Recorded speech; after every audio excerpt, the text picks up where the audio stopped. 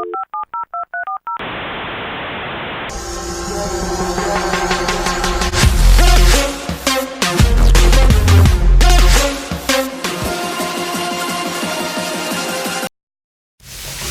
happening, guys? Welcome to Jesster Radio. This is episode 4. Got a special guest on the podcast with me, businesswoman, fitness personality, influencer.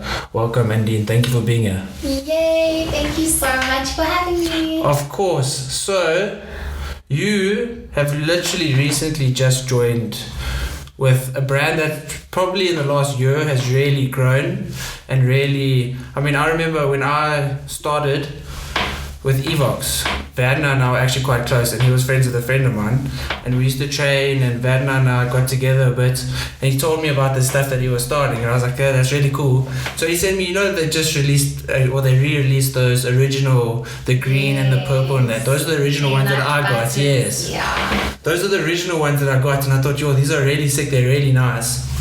I literally probably had 3 tubs in that weekend, and Have you ever tried the caramel fudge one? I haven't, not yet. With the blue, I know that's the issue. Because you sit and eat that. I've literally messaged Vanna before, and I'm like, Vanna, you guys are not allowed to give me this one anymore because I sit with a spoon and I just eat it until it's done. And that's the problem with any type of thing that's nice, and you also think it's healthy, so it's fine. But when you are having the whole tub, then it becomes a problem. And so I always literally no, just 1 extra teaspoon is not going to be a problem. 1 extra bit, and they really are that good. They are so delicious. So what do you have planned with joining, and what going forward do you have planned on what you want to do with it? So basically, just that little intro that you've given about Vanna, he started so similarly to me. Yeah. He started in his own kitchen making his own nut butters. I started in my kitchen making my protein ball mixes. So Vanna and I actually met at FIBO last year in the Discam Arena because Youthful Living had a stand. And I knew of his brand and of him, had never met him, but we did get introduced, and then of course we just clicked straight away. He's a really, really cool guy, very down to earth. Such a cool guy, really humble, down to earth, and we just, had such a great chat, and, he was so, at the time I was a bit unsure of what was happening with Healthy Girl, and he was just so motivating and keep going, and, he really said that he feels what I've done is so amazing, and he said if I needed any help, I should let him know. And then earlier this year, I, gave him a call just to explore that a bit more, because, definitely thought that there would be some synergies there. So obviously for the better part of this year, the beginning of the year to now, we've obviously been in discussions and sorting how our partnership and everything would work out, which is all finalized now and so exciting. And we've obviously publicly announced the partnership and the business that we've started, which is now called Healthy Girl Foods. Which is really, really exciting. Our first sort of project is obviously getting the mixes scaled up, getting them into manufacturing and produced in a proper certified facility. And we're very, very excited to announce some new retail partners coming as well, which I can't say just yet. But we are, I cannot wait to announce that. That's sort of the next big thing, which is huge and really, really game-changing for Healthy Girl. And, that's another part of our partnership that is so great, because Vanna brings certain things to the table that, I really knew that I needed, and vice versa, So he's definitely strong where I'm weak, and I'm strong where he's weak, which is exactly why we came together. So and then we also definitely going to have some product innovations again, which I can't say too much about that obviously right now, but that's the main thing is, scaling up proper facilities, expansion into retail, and, developing the product range. Because when I started the brand years ago, I had a massive vision for what I wanted to do with it. But, it's one thing at a time. Rome isn't built in a day. Yeah. We all have visions. We all want our brands and things to be a certain way. But, I've definitely humbly learned over the last few years that it takes time. Yeah. And I always say to myself, although I want to do this and this and this, if I can't make 2 products work and scale them up successfully, what does it help to let me try this product and this thing? That for me just didn't make sense. So that's kind of where we're at and where we're going and what we've got coming up. So that's really exciting. And so you used to literally mix everything at home. Yep. So how would you use like a particular supplement? Because I think you were with USN at a stage. Yes. So would you use their proteins? That's really how I got my foot into the industry, to be honest. Before that, I was just a girl who just loved training and just living a healthy lifestyle, and then I was approached to be an ambassador for USN. I think it was in like 2012. Okay. And I think that really kick-started it took something that I enjoyed and just made me realize that it was really my passion, so yeah. That's awesome, because it's also something that you obviously say you enjoyed. It was more of a hobby, but now you've almost created a lifestyle around that and created a personal brand as an income stream. Yes. And I think that's the best thing, and also that's what people struggle with, is that everyone just goes to work 9 to 5, they get bored, they do this, they do that, everything that someone's telling them to do. Whereas you got your own initiative, you go out and you do something. And I mean, if you want to do something during the day, you make sure that your work is done so you can do something. You make sure that so you are your own boss and the buck stops with you. So I mean, in this world, have you found it more difficult maybe being a woman? Like maybe not in the protein bar industry, but in terms of business, in terms of maybe just people taking you seriously, or? I think, look, I often say to people, like more recently, I'm also really glad that I have Vanna, because in the past with my business, and fortunately, first of all, my personality is very bubbly, very and I think that can sometimes be mistaken or definitely taken advantage.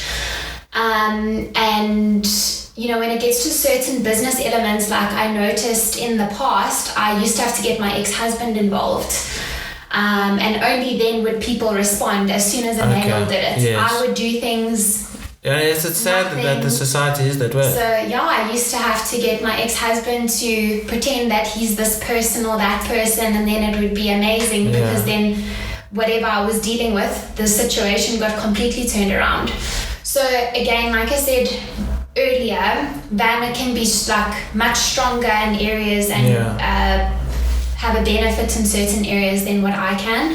So definitely, because I'm a woman, definitely because of the type of personality that I do have, definitely notice that you can get taken not necessarily seriously, or people don't necessarily think that you've got what it takes, or they think they can get more out of you than what you're actually trying to sell and provide. You're trying to bring them value, and you're trying to create a product for people, and they think, here's this young girl coming into my office, the male mind pretty much, unfortunately, is the way it is. And some people just are overtly, against trying to just let other people succeed. And I think that's the problem, is it's certain males want to have a male-led society, and I feel like it's the way people used to be, like the male brings the income, the male does this, and maybe they're threatened by it, or maybe they slightly think I don't think a woman should be doing this. And I think that could also play to advantage, where some men might be, I'm not saying all men are like misogynistic or anything, but I'm saying like some men might be like, well, here's a young girl who's actually trying to work hard, trying to do something, and she's really trying to provide for herself. She's creating something, she's being innovative, she's being a businesswoman. And I mean, 70, maybe 80% of men can't do that. So that's also more respectful for a woman. I think it's more difficult. And I mean, big ups to you for being able to do that.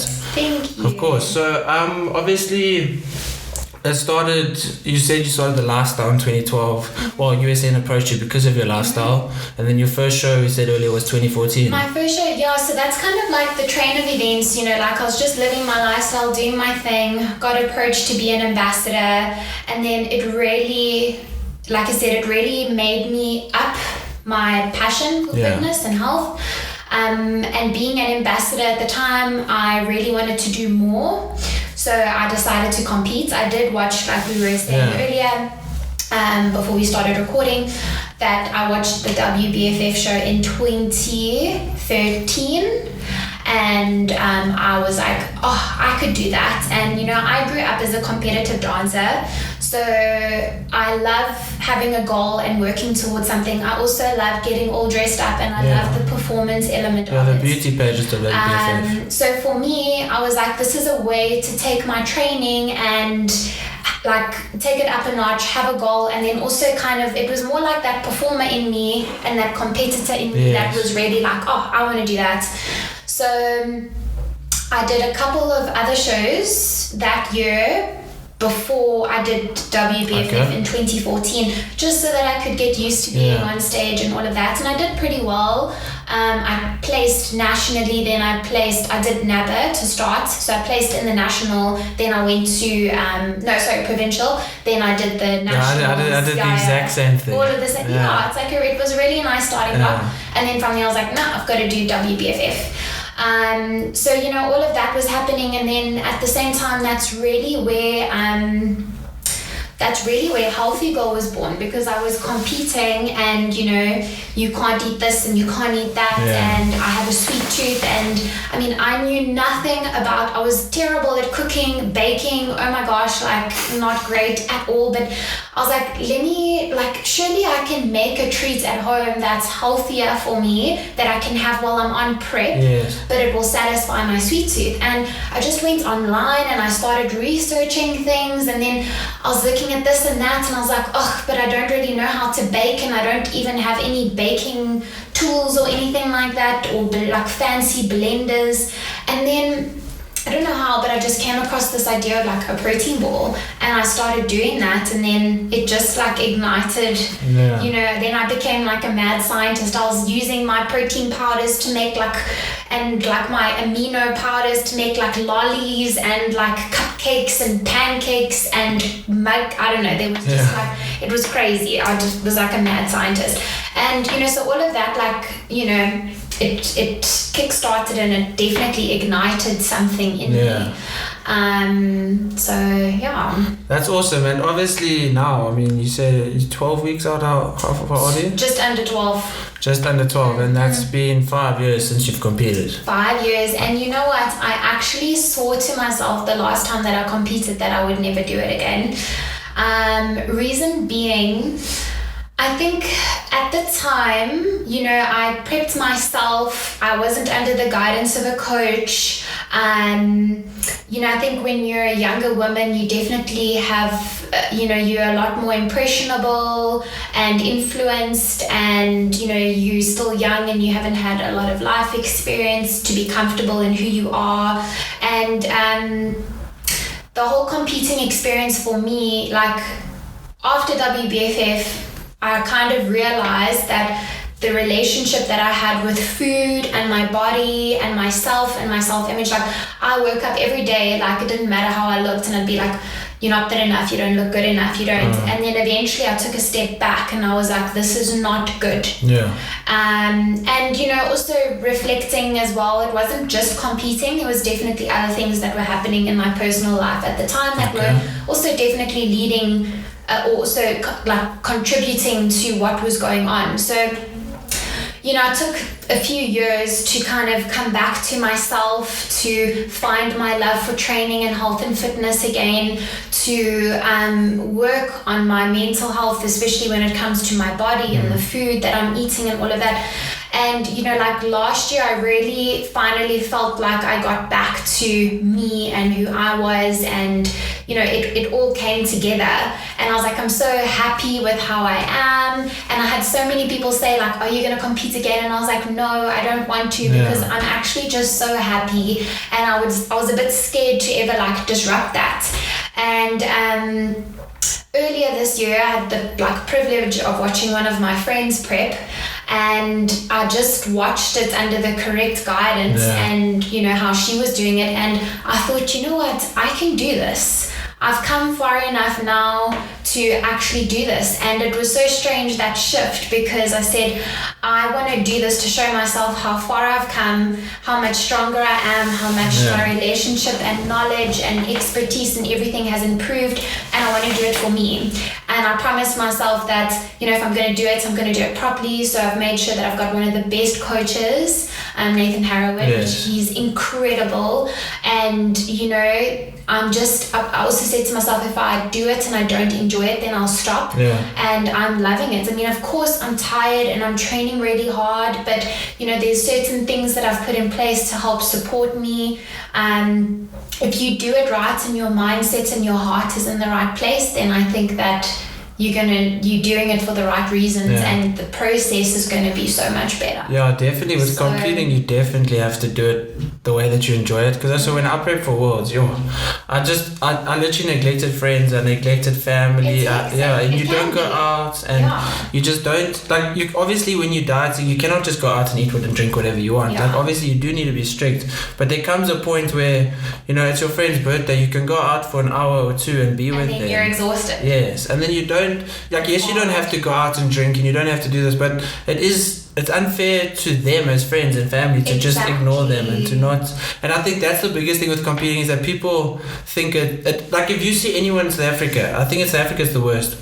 Anyone who competes in South Africa, it's everything about them. There's nothing else about them. It's all they talk about. It's all they, like, you see them in the gym, they talk about that, they talk about this. You're like, actually, I am a person, I have other interests, I have different things. Like, how are you actually, like, I want to know how many reps you can do. I don't care. I actually care about, like, you as a person. So, and I think also I went that way big time when I was prepping for Worlds, because I was like, I'm 21 years old, I'm going to Worlds, this is hectic, I need to give it my all. And I was studying, so my studying took it back, I didn't care about studying. It can consume you. But and I don't think it's fair to yourself. Go through that journey to learn, like, when now, I'm sure the way you're competing now, it's obviously still consuming in certain ways, but you're definitely probably not doing it the same way because you've learned and you've grown from it, So I'm not, like, my coach Jack, I'm not saying with Jack Lotz, obviously he coached me for Worlds, and I mean, he's an amazing coach, he knows a lot. I'm not saying he's a bad coach, but I think I mentally made it worse for myself. Yes, I have to follow his plan, and now I follow a slightly more flexible approach, yet still obviously having to be accountable. And I feel like that's the biggest thing. People, and also what you say about how you never felt good enough, you never felt like you looked good enough, and I think obviously everyone knows that it plagues women more. That mentality, it does. And I feel like men don't understand that. No. But the men that... It's much easier being a guy sometimes. It is. And I think it's definitely, I mean, just having a girlfriend, having a mom, like any guy can see how much easier it is actually being a male. Exactly. And I feel like men actually, if they had to be a woman, wouldn't be able to cope. It's not, it's a lot to deal with. It is, and I feel, and I'm very happy that I am a man. I mean, I'm sure most people are happy they are the gender that they are. But whatever the case is, it is difficult, I think, more difficult for a woman to prep than it is for a guy. I think so, and I mean, I must say, like, I prepped with my ex-husband for WBFF in 2014, and the effects on the both of us were completely different. He was like amazing and solid and stable and better than ever, and I had a lot of, I was struggling a lot more, but I also think that's because as women, our hormones and that are so much more sensitive to men, like, so I think that's at play. And then to go back to it as well, I think, there's a lot more pressure on women, and, to look a certain way, to be a certain way, and comparison, and this and this and this. And I just think it definitely, all of that can get to women a lot more. Guys are so much more chilled in that way. Obviously, like, you've got a goal and you're working towards it, but I think for girls it can end up in a much more negative spiral than it does for guys. And I feel like also social media has made that a lot worse. Definitely. And it's nice, like, there's a lot of girls on Instagram in South Africa that portray, as you do, say, I know Monique does as well. It's everyone who portrays the lifestyle that they are human, and I feel like and they're real, and I think that's the biggest thing, and that's what's nice about your Instagram. It's nice about who you are as a brand, is that you're real, and that you don't pretend, and you don't put up like a fake facade that you are always eating healthy. Like, you show them, like, you literally, in your Instagram name, it shows that you like nice tasting food. Exactly. And I think that's also helped you in your brand. Is the fact that you have shown people the realism, and you've shown people that everybody is human. Even the person you look up to the most in your life is as human as you are. Exactly. And I feel like that has helped you, and it's good. I think it's good for girls, because girls do need that. Definitely. And girls obviously admire other girls, and guys not as much admire other guys. They more like, that guy's got a nice car, that guy's got nice shoes, but they don't admire the person, because guys aren't as more, they don't think with the emotions as much. Exactly. Obviously in certain ways they do, but I feel like if I see something on Instagram, like let's say I like The Rock's Instagram, I'm not going to go through and be like, yo, I really identify with him, he's a really nice guy. I look at him and be like, yo, he's got such a cool car, traveling around wherever he goes, he's got this gym that can go with him, that's sick. Whereas, and I feel like social media, there needs to be a change in social media where girls need to be like you. They need to be showing people that they are real. And how do you feel like obviously it must be difficult for you to be able to do that, because you need to think a lot about certain things that you post. Definitely. I'm very, very cautious about what I post, but everything that I do post, it's always posted with an intent to help or to inspire. There's nothing like, I don't ever just put a picture up for the sake of it, or like every single thing that is done is with intent. Yes.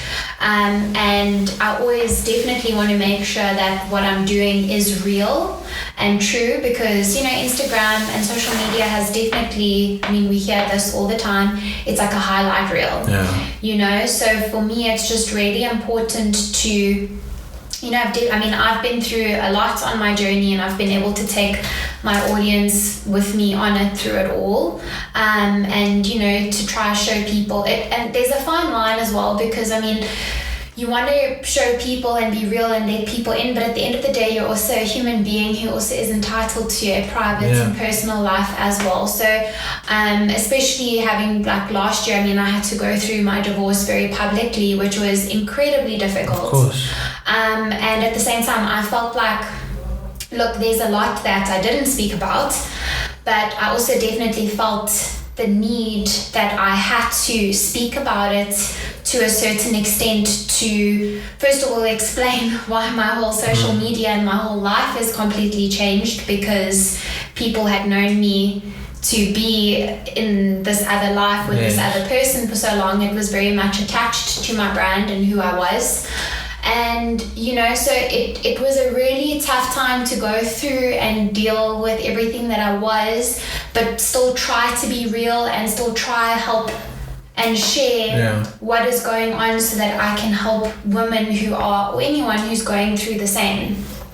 So that was like a very good example of, trying to be, and that this isn't like health and fitness related, but it's like trying to be real and trying to show people what can happen and how you can go through these things. So there's definitely a fine balance between being real, but, I'm also definitely learning that you've also got to balance the fact that you are a human and you do have a private life. So there's definitely certain things now in my life that I'm a lot more private about, just because I think certain things on social media are very, very difficult to address in such a public space. So that's why my social media these days, it's real, but it's very driven towards my business and what I'm doing with that and my girls and my community. I really want that, and issues that affect my community and things that are real. I really want it to be more about that, and less about. And that's good. That is good, because also I feel like so let's say you post about this whole experience that you've been through, getting divorced and everything.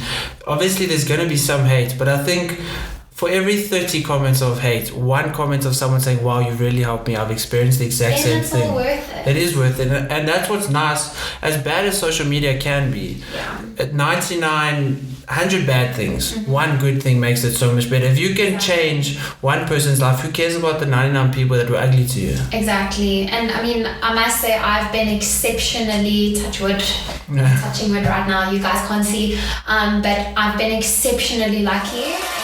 Check this.